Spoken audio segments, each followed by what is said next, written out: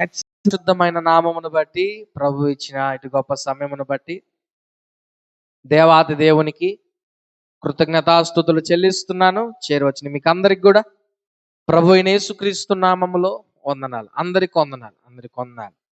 దేవుడు మనలందరినీ జ్ఞాపకం చేసుకుని ఈ సమయాన్ని ప్రభువును స్తుతించేదానికి ఇచ్చిన కృపను బట్టి ప్రభువును స్తుతిస్తున్నాను. కాబట్టి దేవుని వాక్యం శ్రద్ధగా ఆలకించేదానికి మీరు సెల్ ఫోన్లు సైలెంట్లో పెట్టుకోండి. మరి అరిసే పిల్లలు ఎవరైనా ఉంటే వాళ్ళు బయటికి వెళ్ళిపోండి. ఇక బయటకంటే ఇక్కడ దగ్గర కాదు, దూరంగా వెళ్ళిపోండి.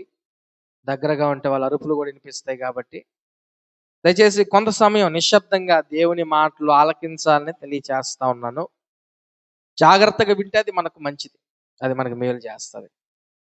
ప్రత్యేకించి ఈ రోజున సంఘముతో, యవనస్తులతో ప్రభువు మాట్లాడటకు ఇష్టపడతా ఉన్నాడు. మనం క్యాలెండర్లో ఆ డేట్లను గమనిస్తూ ఉన్నప్పుడు ఆ డేట్లో ఏదైనా పండగ ఉంటే మనకు తెలియబడుతుంది, పలానా డేట్ పలానా పండగ అని. అలాగే ఈ మధ్య కాలంలో ఎక్కువగా ఇంటర్నెట్, సోషల్ మీడియా ఈ ప్రభావాల వల్ల కొన్ని డేస్ వచ్చేసి, అంటే ఫ్రెండ్షిప్ డే అని, మదర్స్ డే అని, వ్యాలంటైన్ డే అని, ఇట్లా రకరకాలుగా డేస్ అనేవి రావడం మనం చూస్తూ ఉన్నాం. అయితే ఈ డేస్ అన్ని, వీటన్నిటిని బట్టి చరిత్రలో ఏదో ఒక సంఘటన జరిగిన దాన్ని బట్టి ఎవరో ఒకరు దాన్ని త్రవ్వి దానిలో ఉన్న అర్థం వేరైనా వీళ్ళు ఇంకొకటి చేసి ఏదో ఒకటి కింద మీద పడి చేస్తున్నారు. అలాగే ఈరోజు ఏం డే అని మనం గమనిస్తే డేట్లో ప్రపోజ్ డే అంటే ఈరోజు ఏమి డే? ప్రపోజ్ డే అంటే మనసులో ఉన్న ప్రేమను మొదటిసారిగా వ్యక్తపరచడం. వ్యాలంటైన్ డే అని ఒకటి ఉంది, అది 14వ తేదీ వస్తుంది. దాంట్లో భాగంగానే ఇదేందంట, ప్రపోజ్ డే. ఈ ఎవరు పెట్టిందిలే, దీనికి ఎలాగొచ్చిందో కూడా నేను మీకు చరిత్ర చెప్తా. వ్యాలంటైన్ డే అనేది ఇప్పుడు జనాలు ఎలా చేశారంటే ప్రేమికుల రోజు. ఏం రోజు? ప్రేమికుల రోజు. దాంట్లో భాగంగానే ఈ ముందు రోజు ప్రపోజ్ డే. దీనికి మీకు అర్థం అవ్వాలంటే అర్థమయ్యేదని చెప్తున్నా, దీంతో పోల్చడంలా. లెంట్ డేస్ అనేవి మనకు వస్తాయి. లెంట్ డేస్, ఆ లెంట్ డేస్లో కొన్ని ఉంటాయి. ఏమని ఉంటాయి అంటే భస్మ బుధవారం అని ఉంటుంది, హోలీ వీక్ అని ఉంటుంది, మాండీ థర్స్డే అని ఉంటుంది. ఇట్లా ఒక్కొక్క భాగాలుగా కొన్ని ప్రత్యేకమైన ఉంటాయి ఆ లెంట్ డేస్లో భాగంగా. అలాగే ఈ వ్యాలంటైన్ అనే డే ఈ వీక్లో భాగంగానే హగ్ డే అని, ప్రపోజ్ డే అని ఇలా పెట్టుకున్నారు. ఈ ఎవరు పెట్టారు, ఎందుకు పెట్టారు అనేది మనం గమనించాలంటే దీని హిస్టరీ మనం చూడాల. క్రీస్తు శకం 3వ శతాబ్దంలో క్లాడియస్ అనే ఒక చక్రవర్తి ఉండేవాడు. ఈ క్లాడియస్ అనే చక్రవర్తి ఏం చేశాడంటే సైనికులు వివాహాలు చేసుకోకూడదు, చేస్తే వారు యుద్ధంలో బలహీన పడిపోతారు, కుటుంబాల గురించి, వారి గురించి, వీళ్ళ గురించి ఆలోచిస్తారని ఆ చక్రవర్తి వివాహాలు నిషేధించాడు సైనికులకి. అయితే ఆ రోజుల్లో వ్యాలంటైన్ అనే ఒక పాస్టర్ ఉన్నాడు. ఆయన పాస్టర్ అంటున్నారు కొంతమంది పూజారి అంటున్నారు, రకరకాలుగా అంటున్నారు. సరే, ఏదో ఒకటి పాస్టర్ అనుకుందాం. ఆయన చక్రవర్తి మాట వినకుండా ఎవరైతే సైనికులు ఉంటారో, వారు ఎవరైతే ఇష్టపడతారో వాళ్ళకి పెళ్లిళ్ళు చేయడం ప్రారంభించాడు. పెళ్లిళ్ళు చేస్తా ఉన్న కారణం చేత చక్రవర్తికి తెలిసింది, నేను చెప్పింది ఈయన వినలేదు, చేస్తున్నాడు అని. అప్పుడు దానికోసం అని చెప్పి ఆ వ్యాలంటైన్ అనే వ్యక్తిని జైల్లో పెడితే, ఆ జైల్లో ఉండగానే జైలు అధికారి కూతురు విషయంలో ఆమెకు బాగలేకపోతే ఆమెను స్వస్థపరిచాడని చెప్పి చరిత్ర చెప్తా ఉంది. ఇలా జరుగుతున్న క్రమంలో ఈ వ్యాలంటైన్ ఫిబ్రవరి 14వ తేదీన ఉరిదీసి చంపేశారు. ఏం చేశారు? ఉరిదీసి చంపేశారు. ఇప్పుడు చక్రవర్తి ఆలోచన మంచిదనుకున్నా, ఈ వ్యాలంటైన్ ఆలోచన మంచిదనుకున్నా, జరిగిన విషయం అయితే ఇది. ఏం జరిగింది? రాజు సైనికులకి వివాహాలు చేసుకోకూడదంటే వ్యాలంటైన్ సైనికులకి వివాహాలు చేశాడు. దీని కారణంగా వ్యాలంటైన్ని రాజు ఏం చేశాడు? ఉరిదీసి చంపేశాడు. అంటే వ్యాలంటైన్ చనిపోయిన జ్ఞాపకార్థానికి, త్యాగానికి ఈ రోజున చాలా మంది దీన్ని ఏం చేశారంటే ప్రేమికుల రోజుగా చేశారు. ఏం చేశారు? ప్రేమికుల రోజు. ఈ ప్రపోజ్ డే, హగ్ డే, ఈ వ్యాలంటైన్ డేని వీటన్నిటిని ఈ విధంగా అర్థానికి వేరుగా మార్చింది ఎవరు అంటే గ్రీటింగ్ కార్డ్స్ కంపెనీ వాళ్ళు. ఎవరు? వాళ్ళకి వ్యాపారాలు జరగాలంటే ఏం చేయాలా? రాయ్, ఇదిగో నువ్వు ఎవరిని ప్రేమిస్తున్నావు, ఆ మీకు లవ్ లెటర్ రాయి అని చెప్పి గ్రీటింగ్ కార్డ్స్ వాళ్ళు ప్రమోట్ చేసుకున్నారు. నువ్వు ఎవరినైతే ఇష్టపడతావో వారికి రోజా పువ్వు అని చెప్పి రోజా మార్కెట్ వాళ్ళు ప్రమోట్ చేసుకొని సోషల్ మీడియా, ఈ సినిమా ప్రభావాల వల్ల ఈ రోజుల్లో అర్థాలు వేరైనా అర్థాలు మార్చి ఏదో ఒక విధంగా కింద మీద పడి ప్రపోజ్ డే అని, హగ్ డే అని, వ్యాలంటైన్స్ డే అని చెప్పి చేసుకుంటా ఉంటారు. అయితే ఈ చేసుకునే వాళ్ళకి ప్రేమను గురించి ఏమన్నా తెలుసా అంటే ఏం తెలియదు. సెయింట్ వ్యాలంటైన్ అనే త్యాగం రొమాంటిక్ లవ్గా మారిపోయింది.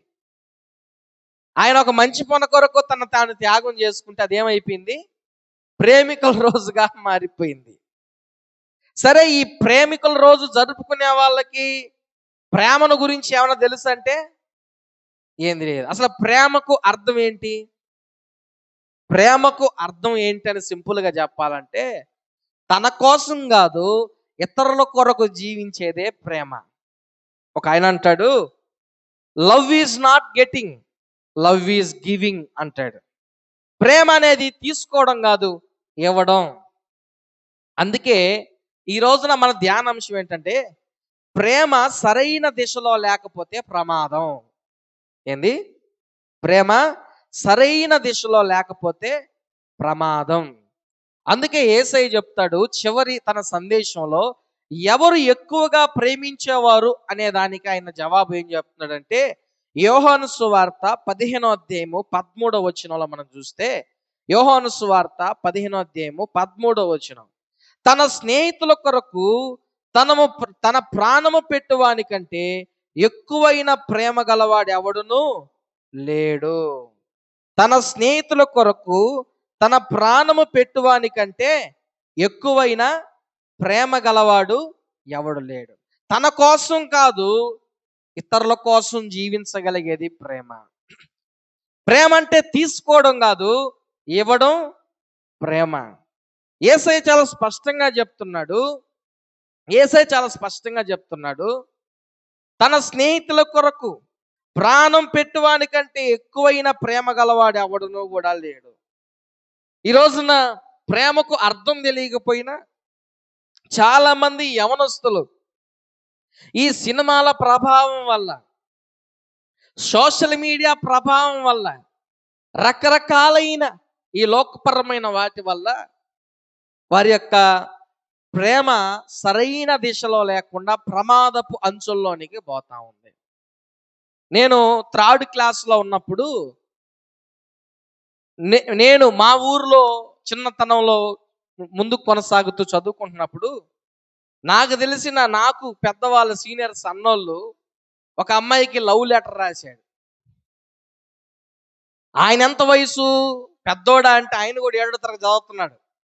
7వ తరగతి చదివేవాడు ఏం చేస్తున్నాడు? లవ్ లెటర్ రాశాడు. అది కూడా ఎవరికి రాశాడంటే ఆ రోజుల్లో మా చర్చికి వచ్చే పాస్టర్ కూతురికే లవ్ లెటర్ రాశాడు. ఆ లవ్ లెటర్ కూడా ఏం రాశాడో తెలుసా? హోసన్నా మినిస్ట్రీస్ లో అప్పుడే కొత్తగా ఒక పాట వచ్చింది, నీ ముఖము మనోహరము, నీ స్వరము మాధుర్యము. ఆ పాటని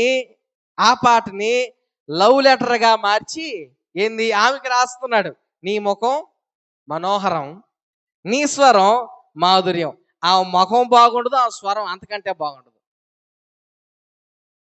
మనోడు ఏం చేశాడు? ఆ పేపర్లో ఆ లెటర్ రాసి ఆమెకిస్తే ఆమె కూడా పొల్లికిలిచ్చుకుంటా తీసుకునింది. నాకు నిజంగా ఆ వయసులో నాకు పెద్ద అర్థమయ్యేది లేదు. ఎందుకు అర్థం కాలేదో కూడా చెప్తా. అప్పట్లో ఈ సోషల్ మీడియా, ఇంటర్నెట్ అంతగా లేదు. ఈ స్మార్ట్ ఫోన్స్ లేవు. పైగా నేను మూడో తరగతి, నాకంత ఆటల్లో తినడంలో ఎంజాయ్మెంట్ దాంట్లో ఉండేది. నాకు వీటి గురించి అర్థమయ్యేదిలే. ఇప్పుడు అన్నీ తెలుసు అనుకోండిలే అందరికీ. అప్పట్లో ఆ సోషల్ మీడియా, ఇంటర్నెట్ లేదు కాబట్టి అట్లాగుండేది. ప్రేమకు అర్థం తెలియకపోయినా, ప్రేమ అంటే ఏంటో తెలియకపోయినా చాలా మంది యవనస్తులు వారి యొక్క ప్రేమను ప్రమాదపు అంచుల్లోనికి తీసుకెళ్తున్నారు. తల్లిదండ్రులను ప్రేమించలేని వారు, అన్నదమ్ముల్ని, అక్క చెల్లెల్ని ప్రేమించలేని వారు, ఎవడో ముక్కు ముఖం తెలియకుండా కనిపించినప్పుడు అమ్మాయి ప్రేమిస్తుంది, అబ్బాయి ప్రేమిస్తున్నాడు. అబ్బాయి ఎందుకు ప్రేమిస్తున్నాడు? అమ్మాయి చక్కగా ఉందని ప్రేమిస్తున్నాడు. అమ్మాయి ఎందుకు ప్రేమిస్తుంది?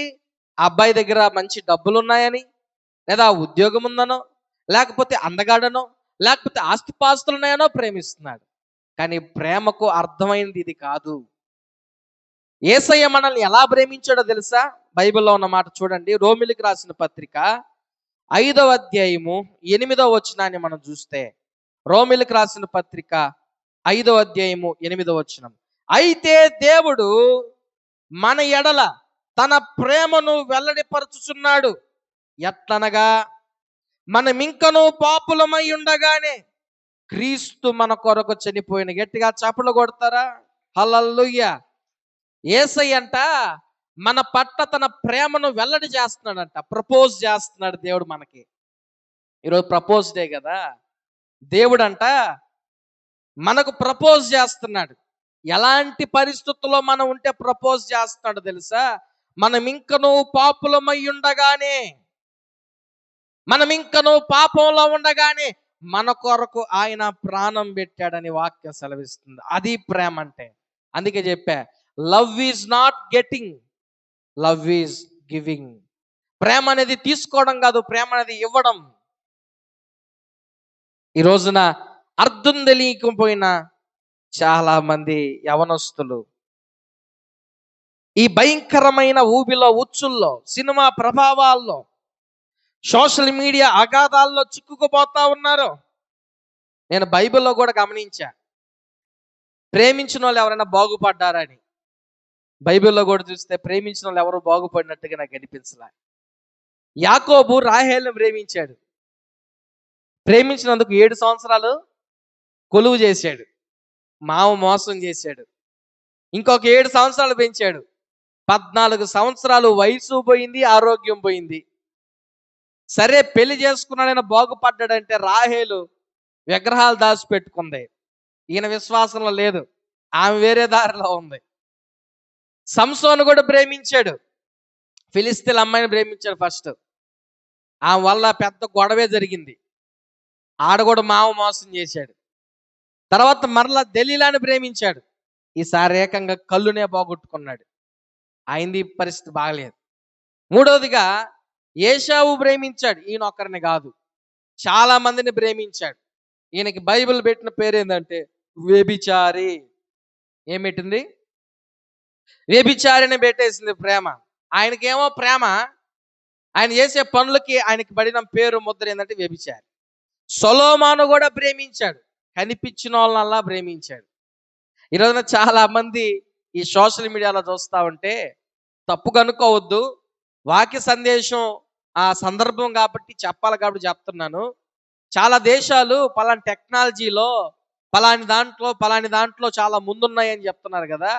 ఇప్పుడంట మన భారతదేశం హెచ్ఐవిలో 3వ స్థానంలో ఉందంట. దేంట్లంట? ఒక రోగంలో, పాపం ద్వారా వచ్చే రోగంలో 3వ స్థానంలో ఉందంట. ఎక్కువ సాఫ్ట్వేర్ కంపెనీల్లోనే ఉందంట ఈ జబ్బు కూడా. హైదరాబాదులో అయితే ఎక్కువ ఉందంట మన భారతదేశంలో అన్నిటికంటే. ఎందుకు ఈ మాట చెప్తా ఉన్నాను, ఎందుకు ఈ విషయాన్ని చెప్తా ఉన్నానంటే, ప్రేమకు అర్థం తెలియకుండానే బైబిల్ ఏం చెప్తుంది? మనం ఇంకనూ పాపులమై ఉండగానే క్రీస్తు మన కొరకు చనిపోయాడు. ఆడున్న మాట, క్రీస్తు తన ప్రేమను వెల్లడిపరుస్తున్నాడంట. ఎలా వెల్లడిపరుస్తున్నాడు?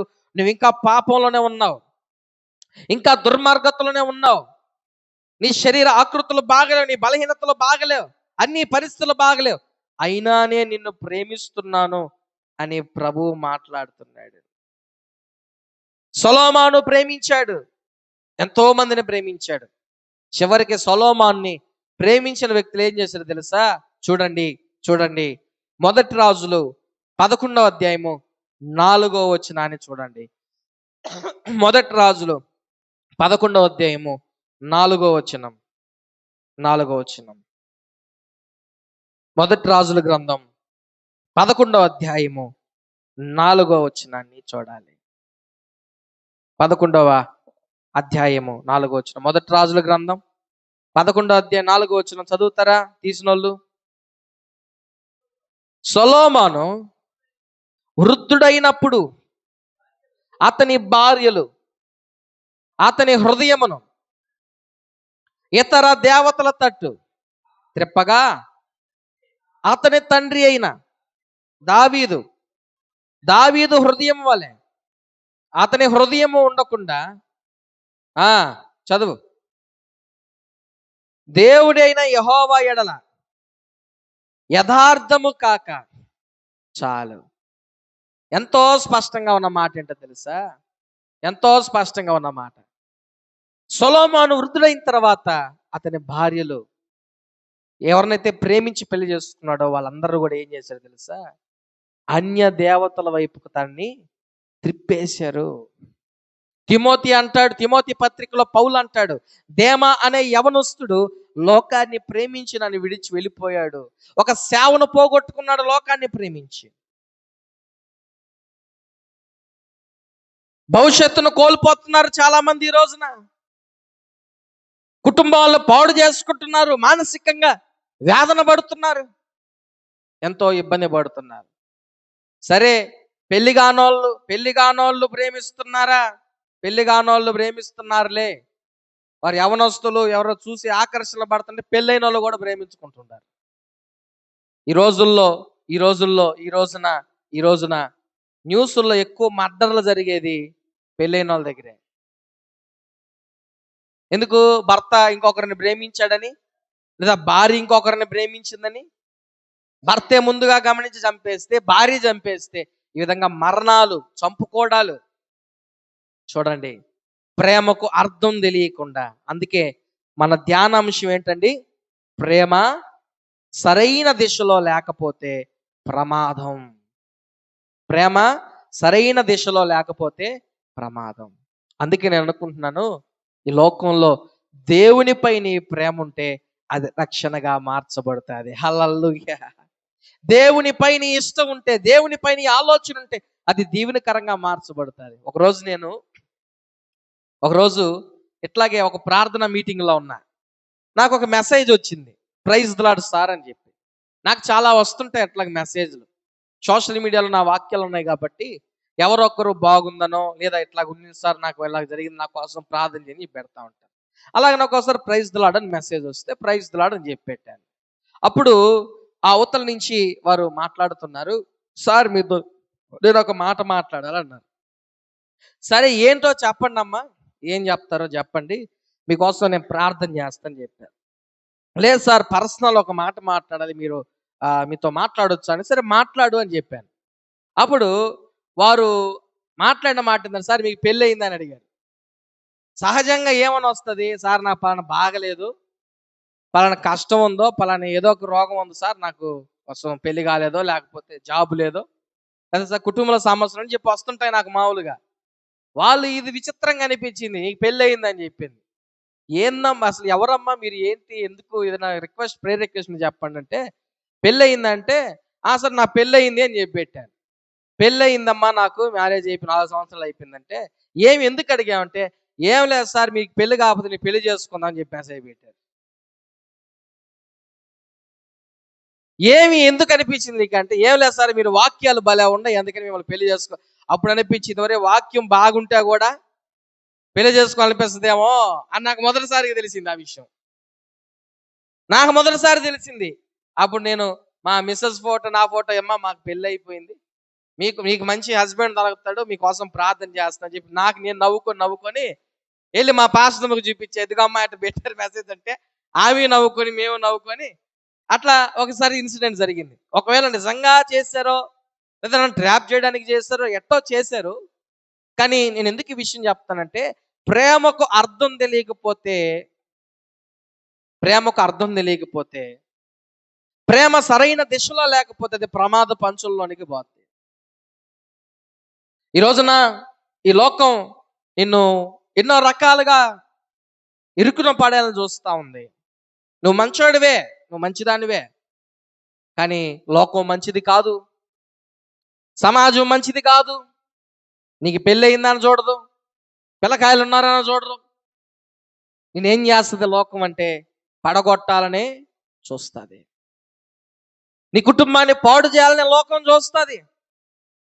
నీవు ప్రేమకు అర్థం తెలిసినప్పుడు ఆ దిశలో నీకు పోలేవు, కానీ తెలియనప్పుడే వెళ్తావు, తెలియనప్పుడే పోతావు. వినండి వినండి వినండి, ఈరోజున చాలా మంది యవనస్తులు పాడైపోతున్నారు. చిన్న వయసులోని వారి జీవితాలు పాడు చేసుకుంటున్నారు. ఒకసారి ఇంకొక ఆమె ఫోన్ చేసింది నాకు. ఫోన్ చేస్తే సహజంగా ఏం చెప్తారు, ఏమైనా ప్రార్థన అవసరం ఉంటే చెప్తారు వాళ్ళు కూడా. కానీ ఈమెం చెప్పిందంటే ఎంతో కాలం నుంచి ఒక ఆయన ఈమె ప్రేమిస్తుందంట. చాలా రోజుల నుంచి ఆయన మాట్లాడటం లేదంట. కాబట్టి ఇప్పుడు ఆమె నాకేం చెప్తుందంటే ఒకవేళ పెళ్ళైన వాళ్ళు విడిపోయారా సార్ మేము కలవాలని చెప్పడం కామను, మంచిదే. కానీ ఈమెంది ప్రేమించిన ఆయన మాట్లాడటం లేదని చెప్పి సరే సార్ మేము కలవాలని చెప్పడం కూడా సరే, అదొక విధంగా తీసుకోవచ్చు. కానీ ఆమె నాకేం చెప్తుందంటే సార్ మరలా ఆయన నాతో మాట్లాడా దర్శనంలో చూసి నాకు చెప్పడని చెప్పింది. ఇప్పుడు ఆయన ఈమెతో మాట్లాడేదానికి నేను ఉపవాసం ఉండి ప్రార్థన చేయాలి. ఇప్పుడు దర్శనంలో చూసి చెప్పాలి. చూడు అట్టా తయారై ఉంటారు జనాలు. దేవుని ఎట్ట వాడుకుంటున్నారో చూడండి, దేవుని ఎట్ట ఉపయోగించుకుంటున్నారో చూడండి. ఇప్పుడు ఆమె గురించి చెప్పేదానికి, ఆయన గురించి చెప్పేదానికి నేను దర్శనంలో చూసి అమ్మా నీతో మాట్లాడుతున్నట్టుగా నాకు కల వచ్చింది,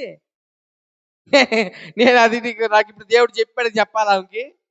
అప్పుడు తీసుకున్న క్లాస్ ఆమెకు తీసుకొని అసలు మీరు ఏమనుకుంటున్నారు, దేవుని ప్రార్థన అన్నా దేవుని భక్తి అన్న ఏమనుకుంటున్నారు, నీకు పెళ్లి కాలేదు, వాళ్ళు ఎవరో తెలియదు, ఏదో ప్రేమ అని చెప్పి ఒక ముసుగులో ఉండారు, ప్రార్థన లేదు, భక్తి జీవితం లేదు. కొంతమంది అంటాడు, ఒకడంటాడు అన్నా అసలు ప్రార్థనే చేసుకోవాలని పీఠం లేదన్నా అంటాడు. ఎందుకంటే లవ్ ఫెయిల్యూర్ అంట. చాలా మంది ఫోన్లు చేస్తుంటారు నాకట్ట. ఎంత వయసు, ఎంత జ్ఞానం, ఎంత మెచ్యూరిటీ ఏమీ లేదు, అసలు అర్థమే తెలియదు. కొరింథీ పత్రికలో ప్రేమను గురించి చాలా చక్కగా ఉంటుందన్నమాట. కొరింథీ పత్రికలో ఏమంటుందో తెలుసా? 1 కొరింథీ 13:4-8 నుంచి మనం చదివితే అక్కడున్న మాటలు ఏంటో తెలుసా? ప్రేమ దీర్ఘకాలము సహిస్తుంది, దయ చూపిస్తుంది, ప్రేమ మత్సరపడదు, ప్రేమ డంబముగా ప్రవర్తింపదు, అది ఉప్పొంగదు, అమర్యాదగా నడవదు, స్వప్రయోజనమును విచారించుకొనదు, త్వరగా కోపపడదు, అపకారమును మనస్సులో ఉంచుకొనదు, దుర్నీతి విషయమై సంతోషపడక సత్యమందు సంతోషించును, అన్నిటినీ తాలుకొనును, అన్నిటినీ నమ్ముకొనును, అన్నిటినీ నిరీక్షించును, అన్నిటినీ ఓర్చును. ప్రేమ శాశ్వత కాలమును, ప్రవచనములైనను నిరర్థకములగును, భాషలై నిలిచిపోవును, జ్ఞానమైన నిరర్థకమగును అని ప్రేమను గురించి చాలా స్పష్టంగా వ్రాయబడిన మాటలు.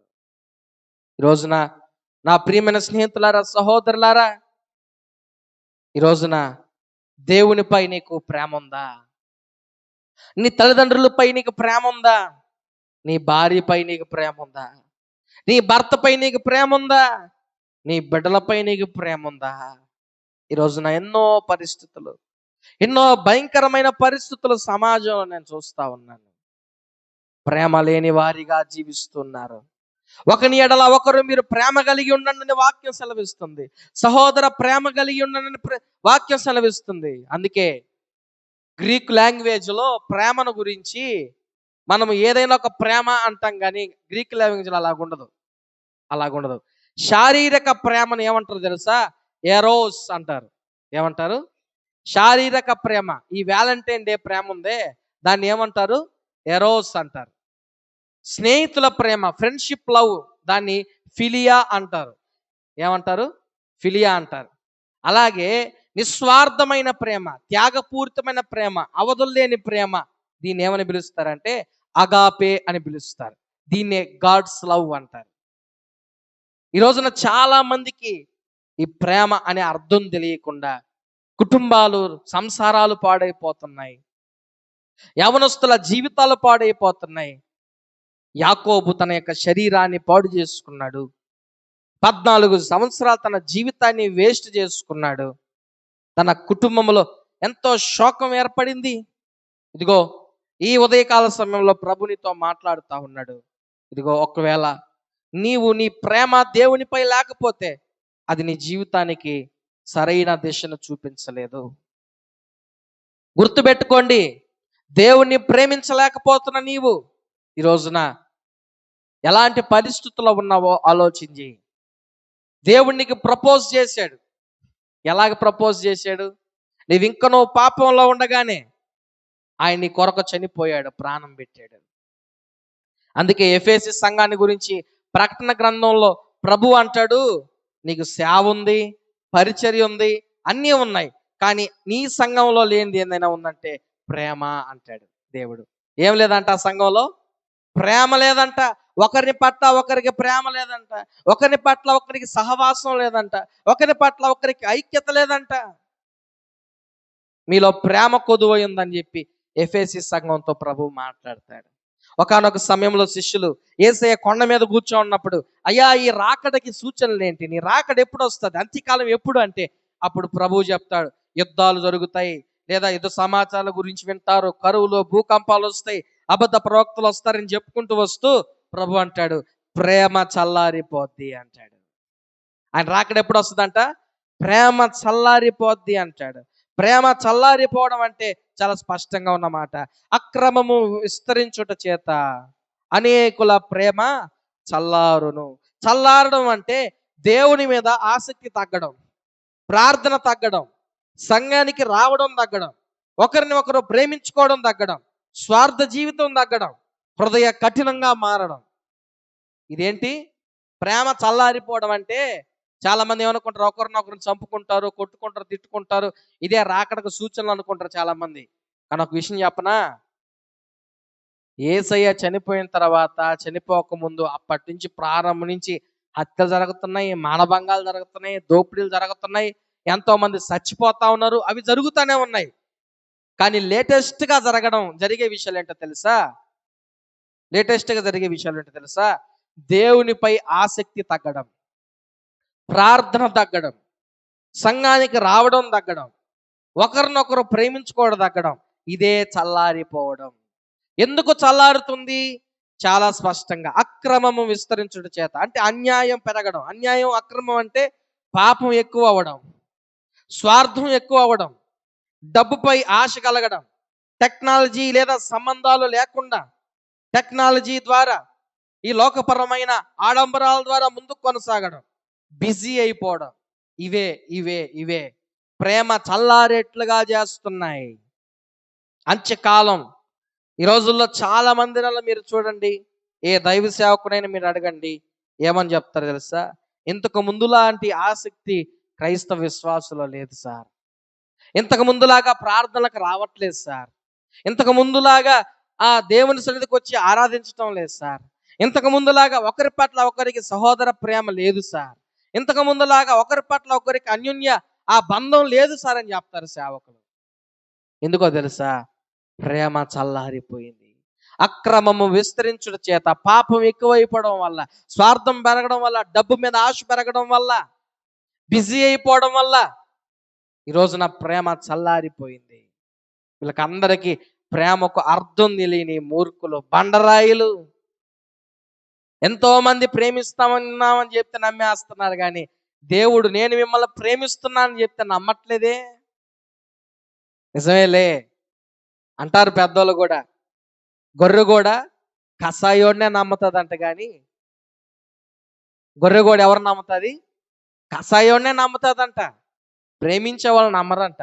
అలాగే ఈ రోజున చాలా మంది కసాయోళ్ళని నమ్ముతున్నారు. డబ్బును చూసి ప్రేమించే వాళ్ళు నమ్ముతున్నారు, అందాన్ని చూసి ప్రేమించే వాళ్ళు నమ్ముతున్నారు, స్థితిగతులను చూసి ప్రేమించే వాళ్ళు నమ్ముతున్నారు, ఆడంబరాలు చూసి ప్రేమించే వాళ్ళు నమ్ముతున్నారు, అందాన్ని చూసి ప్రేమించే వాళ్ళు నమ్ముతున్నారు. కానీ ఇదిగో, నువ్వు ఎలాంటి స్థితిలో ఉన్నా, ఎలాంటి పరిస్థితిలో ఉన్నా, నీ జీవితాన్ని పైకి తీసుకురావాలనే వ్యక్తిని ప్రేమించలేకపోతున్నారు సమాజం. వారితో కలిసి సహవాసం చేయలేకపోతా ఉన్నారు. గుర్తుపెట్టుకోండి, ఈ రోజున సమాజం ప్రపోజ్ డే అని జరుపుకుంటున్నారు ఘనంగా. అర్థం తెలియని మూర్ఖులు, ప్రేమకు అర్థం తెలియని వాళ్ళు కూడా ప్రపోజ్ డే జరుపుకుంటున్నారు. విలువ లేని వ్యక్తులు కూడా జరుపుకుంటున్నారు. అయ్యో, ప్రభు అంటాడు, నేను నిన్ను ప్రేమిస్తున్నాను, నీవు నన్ను ప్రేమిస్తున్నావా? ప్రభు అడుగుతున్నాడు ఈ రోజున, నేను నిన్ను ప్రేమిస్తున్నాను, నీవు నన్ను ప్రేమిస్తున్నావా? ప్రేమిస్తే నీ హృదయాన్ని నాకు ఇవ్వు, నీ జీవితాన్ని, నీ కుటుంబాన్ని, నీకున్న ప్రతి విధమైన పరిస్థితిని బాగు చేయగలిగిన శక్తి నాలో ఉంది. హల్లెలూయా. సరి చేయగలిగిన శక్తి నాలో ఉంది, స్థిరపరచగలిగిన శక్తి నాలో ఉంది. ఒకవేళ స్నేహితుల ప్రేమను బట్టి, ఈ లోకపరమైన ప్రేమను బట్టి మోసపోతూ నీ శరీరాన్ని పాడు చేసుకుంటూ, నీ విలువను తగ్గించుకుంటూ, వ్యసనాలకు బానిసైపోయి, ఈ లోకపరమైన ప్రేమలో మునిగి తేలుతూ, కుటుంబాలను పాడు చేస్తూ, తల్లిదండ్రులను మోసం చేస్తూ, కుటుంబాన్ని బాధ పెడుతున్నావేమో. ప్రభు నీకు ఇస్తున్న అవకాశం, దాని నుంచి బయటకు వచ్చి ప్రభు పాదాల చెంతగా నువ్వు ముందుకు కొనసాగితే ప్రభు నీ జీవితాన్ని ఆశీర్వదిస్తాడు. తల వంచి కళ్ళ మూసుకుందాం. అందరము కూడా ప్రభు మనతో మాట్లాడిన మాటను బట్టి, ప్రభునితో మాట్లాడిన మాట